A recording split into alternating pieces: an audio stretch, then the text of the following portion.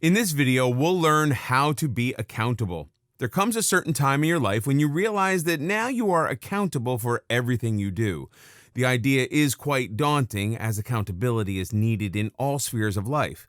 In some situations, you have to be accountable for yourself alone, while in others, you're accountable for others as well. Take responsibility. The first step of being accountable is to take responsibility. Now, it might be a personal responsibility or one that affects others around you. For instance, if you're the head of a family, you have to be accountable to them too. Or if you're leading an excursion tour, you have to be accountable to your tour group. Remember this: with great power comes great responsibility. So take full responsibility of your actions and don't make excuses if something goes wrong. You need to realize that you're in charge and it's only you who's accountable. So take the responsibility of your action and theirs too. It's easy to throw someone else under the bus for anything that goes wrong, but the mature thing to do is to take responsibility rather than make excuses. The tour didn't reach its destination on time, are you going to blame someone from the group for not coming on time, or are you going to take responsibility for not making the instructions clear enough? The choice is up to you. Always remember, it is mature to be accountable for yourself. It might not be the best feeling in the world at the time being, but you will feel much content later. Say it out loud that you'll do it. Positive affirmation is very important, so it's crucial to keep reminding yourself that you will do it. Sometimes you get sidetracked by events or people, but you mustn't let this be permanent.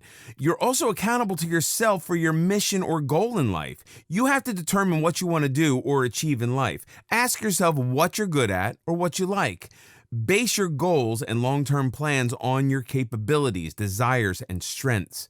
Make a mission statement for yourself. Write it down somewhere so that you can read it every day.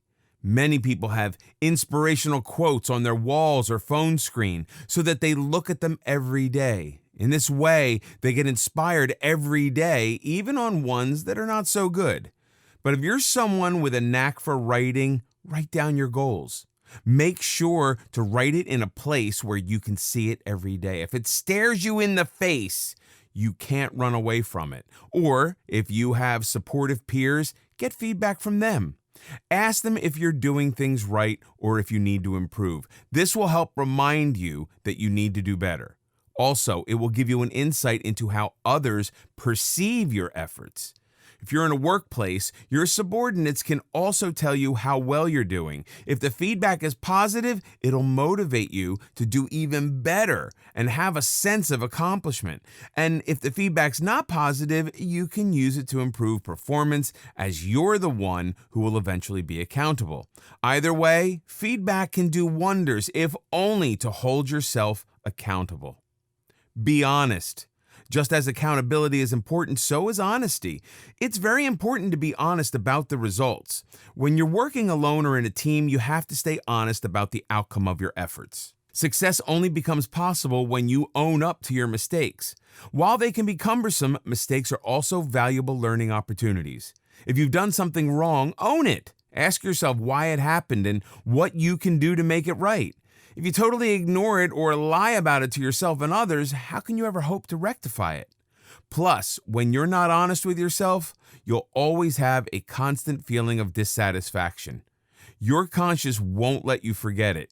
So, wouldn't it be better to just admit it? Also, be honest about the goals you set. Be realistic. Holding yourself accountable for your actions is also a reality check to set goals that are attainable. Realism is essential when setting goals. Say you want to save money for a car and you tell yourself that you will do it in a year's time. Now, you need to be real about it. Do you have enough income coming in every month that you can save some of it for buying a car? Are you ready to cut out some expenses so that you can save? Will you be able to manage it in a year, or do you need more time? If you think your goals are realistic, proceed with them. Then, if you fail to buy a car in 12 months, don't make excuses or blame something else for it.